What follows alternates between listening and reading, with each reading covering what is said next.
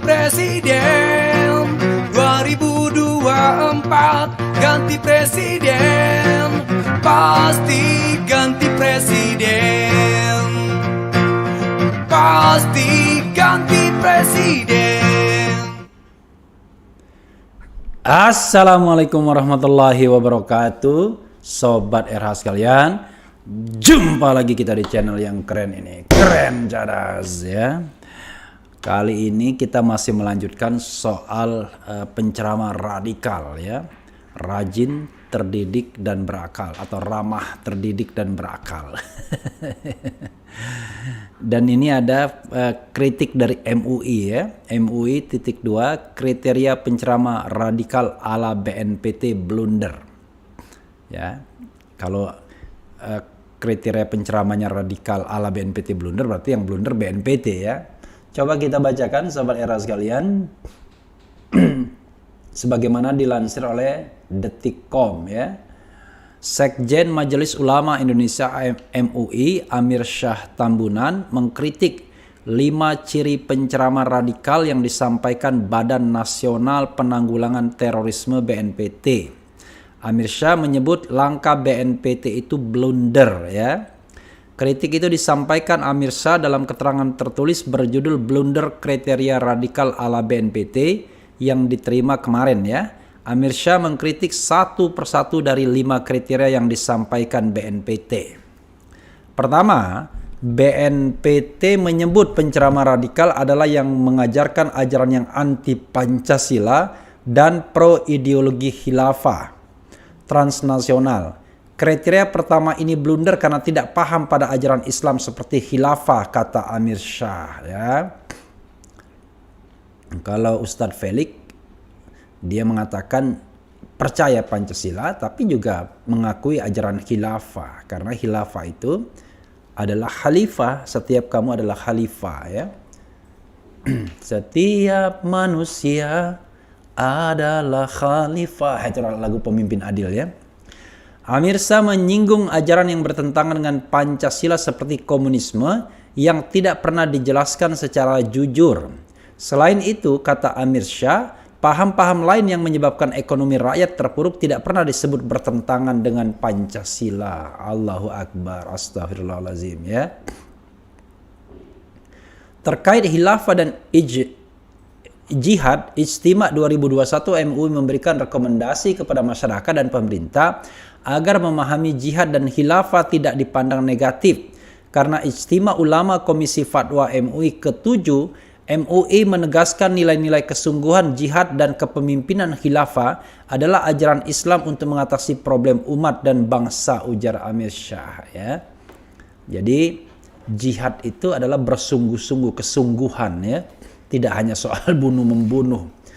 Dan khilafah itu adalah leadership, kepemimpinan. Dia bisa leadership, bisa sistem, bisa apa saja. Tetapi membuat perdebatan khilafah ini kemudian dihilangkan karena dianggap bertentangan dengan Pancasila. Nah, itu yang menjadi problem ya.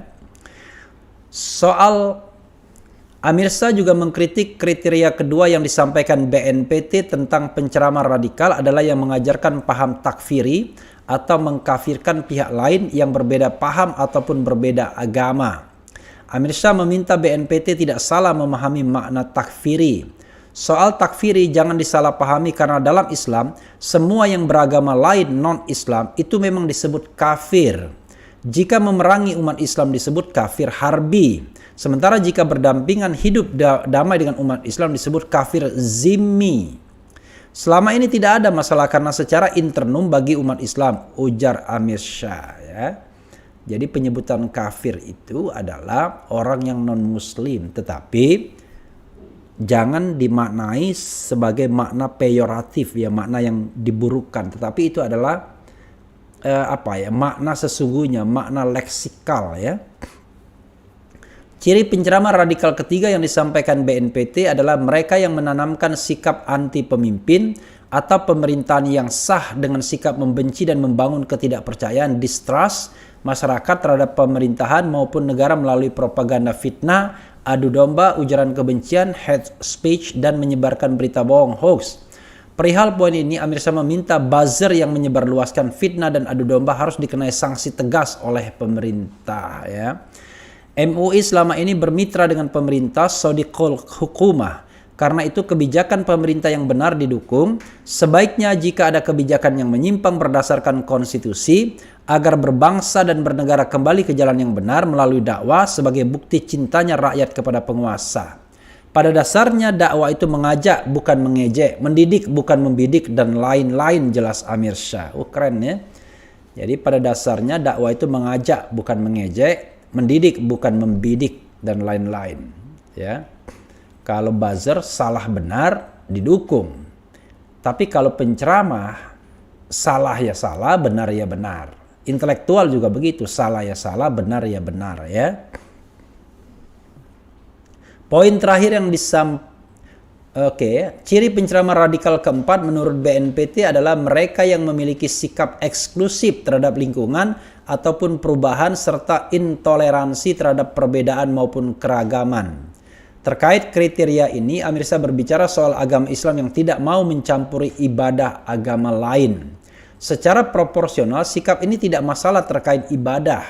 Umat Islam memang eksklusif karena Islam tidak mau mencampuri ibadah agama lain. Lakum dinukum waliyadin, ujar Amirsyah. Jadi, kalau seandainya ada umat Islam ya tidak mau mengucapkan selamat kepada hari raya agama lain, ya dihormati saja karena itu bagian dari keyakinan ya. Jadi tidak berarti kemudian dia radikal eksklusif, enggak begitu ya, karena lakum dinukum waliyadin. Poin terakhir yang disampaikan BNPT yaitu penceramah radikal biasanya memiliki pandangan anti budaya atau anti kearifan lokal keagamaan. Amirsyah menjelaskan Islam menghargai budaya lokal tapi dia memberikan catatan. Tapi budaya itu berimplikasi pada kekufuran seperti mengorbankan hewan untuk sesembahan. Itu diharamkan. Kalau budaya itu sejalan dengan Islam seperti dakwah yang dikembangkan para wali songo, terbukti penyebaran Islam dengan menggunakan kearifan lokal, tutur Amirsyah. BNPT sebaiknya tidak mencampuri soal agama yang bukan domainnya karena bisa salah paham atau gagal paham yang digunakan untuk tuding-menuding radikal imbuh dia. Wah, keren ya. Jadi sobat era sekalian, budaya lokal dan kearifan lokal itu ya, itu bisa diterima kalau memang tidak membawa kekufuran ya. Misalnya kalau orang membawa syirik ya kita wajib melarangnya atau wajib menghalaunya. Kalau itu dilakukan seorang non-muslim, nah itu kita hargai sebagai keyakinan dia. Jadi sekali lagi konsepnya adalah tidak mencampuri urusan agama lain, lakum dinukum waliyadin, kan begitu ya. Tetapi kalau internal Islam ya tentu tidak boleh misalnya mengembangkan budaya lokal yang terkait dengan membawa orang syirik atau kekufuran ya. Misalnya katakanlah memberikan sesembahan hewan sebagaimana dikatakan tadi, untuk katakanlah sang pencipta yang bukan Allah Subhanahu wa taala ya. Sebelumnya Presiden Joko Widodo, Jokowi meminta TNI Polri tidak mengundang penceramah radikal. Nah, ini Pak Jokowi juga nggak tahu apa itu penceramah radikal ya. Kalau penceramah radikal itu yang dibayangkan dia UAS, Felix Xiao, maka dalam benak Presiden jangan-jangan penceramah radikal itu adalah penceramah yang suka mengkritik dirinya, penceramah radikal gitu ya. BNPT menilai pernyataan Jokowi harus ditanggapi serius juga oleh seluruh kementerian, lembaga pemerintah hingga masyarakat ya. Maka muncullah kriteria tersebut ya. Ya, sobat era sekalian, itu tadi jawaban dari Majelis Ulama Indonesia ya. Terima kasih kepada Majelis Ulama yang memberikan tanggapan kepada 5 kriteria penceramah radikal tersebut. Karena jangan sampai misleading, hati-hati ya. Seperti misalnya tadi anti Pancasila, pro khilafah, padahal khilafah itu adalah ajaran tentang kepemimpinan ya, seperti halnya jihad ya, ajaran tentang kesungguhan untuk memperjuangkan hal yang benar di jalan yang hak tentunya. Oke, coba kita bacakan Sobat Era sekalian, komentar Sobat RH terkait dengan ini ya. Presiden sebelumnya tidak suka bikin perpecahan masyarakat dengan isu ustadz atau penceramah radikal tanpa bisa menyebutkan siapa orangnya dan kenapa dikatakan radikal. Memang yang agak aneh ketika bicara tentang radikal, ekstremisme dan lain sebagainya, maka kenapa yang selalu disasar adalah umat Islam, ya. Dan kemudian ideologinya ideologi khilafah dan kaitannya adalah dengan terorisme. Tapi komunisme tidak pernah di-mention, ya. Liberalisme yang keterlaluan tidak pernah di-mention. Jadi Sobat Era sekalian, inilah yang dikatakan sebagai Islamofobia jadinya, ya. Seolah-olah umat Islam yang mayoritas ini adalah ancaman bagi NKRI dan ancaman bagi Pancasila. Padahal saya katakan mereka yang berpancasila secara benar itu pasti beragama secara benar. Dan mereka yang beragama secara benar pasti berpancasila secara benar. Kenapa? Ya, saya mengatakan tidak ada nilai-nilai Pancasila yang bertentangan dengan nilai agama. Ketuhanan yang Maha Esa, yaitu Qul huwallahu ahad, ya kan? Katakanlah Tuhan itu satu, esa. Kemanusiaan yang adil dan beradab banyak sekali ajaran agama, terutama Islam, yang mengajarkan tentang kemanusiaan yang adil dan beradab. Jadi tentang humanity, kemudian bersikap adil dan bersikap yang beradab, ya, civilized, yang berbudaya, menghargai orang lain. Juga persatuan Indonesia, ya, in general, bahwa yang namanya bersatu itu lebih baik daripada bercerai. Saya kira semua ajaran agama mengajarkan itu. Nah, kerakyatan yang dipimpin oleh hikmah, kebijaksanaan dalam permusyawaratan perwakilan, sebenarnya itu justru ajaran Khulafaur Rasyidin ketika memilih khalifah, ya. Kalau setelah Khalifah Ali bin Abi Thalib kemudian datang Muawiyah bin Abu Sufyan, maka Muawiyah kemudian menjadikan dirinya sebagai raja dan kemudian turun-temurun. Tapi khalifah ketika Khulafaur Rasyidin ketika memilih pemimpinnya itu berdasarkan musyawarah dan mufakat.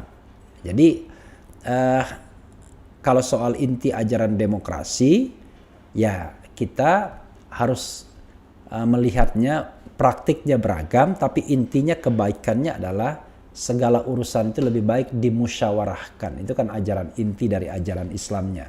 Jadi dibicarakan, dimusyawarahkan, dimufakatkan. Jadi kata-kata musyawarah, mufakat itu juga kata-kata yang berasal bukan dari bahasa Melayu, ya. Dan keadilan, adil itu sendiri juga. Jadi banyak sekali Sobat Era sekalian dalam Pancasila terminologi-terminologi agama yang dibawa atau diadopsi. Jadi kalau saya mengatakan berpancasila secara baik, pastilah beragama secara baik. Beragama secara baik, pastilah berpancasila secara baik. Apalagi perumus Pancasila itu selain dia golongan Islam, juga ada golongan nasionalisme yang juga religius, seperti Hatta misalnya, Bung Karno juga religius, ya. Kemudian kalaupun ada non-muslim juga seorang yang religius, yaitu waktu itu kalau tidak salah A.A. Maramis. Jadi Sobat Era sekalian, berhentilah mempertentangkan hal ini. Tapi kalau ada penceramah yang keras mengkritik kebijakan pemerintah, itu kita harus pahami sebagai bagian dari masukan civil society, ya. Nah, kita bacakan lagi, ya. Yang bilang Tuan Guru UAS, USF radikal hanya orang sesat dan menyesatkan, ya. UAS itu adalah Ustadz Abdul Somad, USF Ustadz Felix, ya, USF. UFS mestinya Ustadz Felix Xiao. Apa pemerintahan ini takut dikuasai oleh mayoritas? Seandainya kepemimpinan mayoritas lebih baik, lebih adil, why not, ya? Intinya adalah sistem demokrasi kita membolehkan siapa saja untuk memimpin sepanjang ya mengikuti prosedur, ya, yaitu proses pemilihan. Nah, sayangnya memang pemilihannya adalah pemilihan yang sudah disunat dengan presidensial threshold, ya, 20%, itu yang sayangnya. lama-lama intelektual dituding radikal juga. It could be possible. Orang radikal itu manusia rakus, serakah, tamak, kemaruk, nafsu jabatan diperpanjang 3 periode. Allahu Akbar ya. Wah. Kemudian BNPT apalagi ini? Baguslah, semakin banyak orang zolim tambah bagus, sampai kezoliman memenuhi muka bumi sehingga Al-Mahdi yang ditunggu akan muncul ke permukaan. Itu soal keyakinan ya. Kemudian radikalisme dalam kurung sejarah, sebuah kelompok atau gerakan politik yang kendur dengan tujuan mencapai kemerdekaan atau pembaruan elektoral yang mencakup mereka yang berusaha mencapai republikanisme. Ya, ini ada lagi pendapat ya. Kemudian banyak sekali ya dari Dosatria, pemerintahan yang radikal yang hanya isi kepala itu kapitalis amoral terhadap kantong sendiri atau hanya mementingkan kepentingan pribadi bisnisnya daripada tujuan negara Indonesia ke depan. That's the point. Yang paling bahaya di republik ini adalah mereka yang menuding orang radikal, ekstremis, tapi at the same time mereka koruptor kelas berat, menggaruk uang negara yang tidak karu-karuan, ya. Kemudian semua institusi negara itu katakanlah mereka garuk, ya. Uang APBN mereka garuk, dan at the same time mereka menuding orang lain sebagai radikal. Jadi yang patut kita khawatirkan di negara ini adalah orang-orang yang pura-pura cinta negara ini, ya, tetapi pada sesungguhnya hanya cinta penguasa dan kekuasaan. Beda ya, cinta negara sama cinta penguasa dan kekuasaan. Cinta negara itu tidak mau korupsi, tidak ingin memanfaatkan jabatan untuk mengeruk keuntungan, tapi cinta kekuasaan dan penguasa, mereka adalah yang punya vested interest justru. Mereka yang tidak ingin kekuasaan digilirkan ke orang lain, takut kalau boroknya terbuka kalau ada pergantian kekuasaan. Makanya selalu ingin minta perpanjangan masa jabatan. Siapa dia? Ya, siapa saja yang memang melihat kekuasaan sebagai jalan untuk kenikmatan hidup, memperkaya diri sendiri, ya.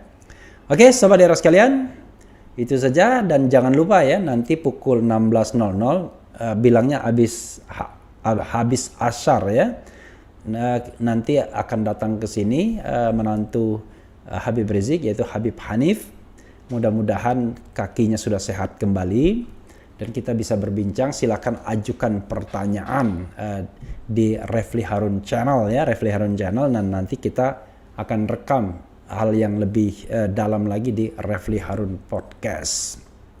Sobat daerah sekalian, jangan lupa di Refli Harun Podcast ada interview saya dengan Dr. M. Taufik yang membicarakan soal kasus Yakut, yaitu soal menyamakan azan dengan gonggongan anjing. Itu lihat pukul 5 nanti di Refli Harun Podcast. Dan jangan lupa juga kunjungi Ogi Official ya. 2024 ganti presiden, pasti ganti presiden. Nah, itu ada lagu baru dari kami dan ada lagu-lagu lainnya juga yang sudah di upload ya di Ogi Official, OGIE Official ya. Ya, sobat daerah sekalian, itu saja. Mudah-mudahan perbincangan hari ini bermanfaat bagi kita semua. Wassalamualaikum warahmatullahi wabarakatuh. Cia.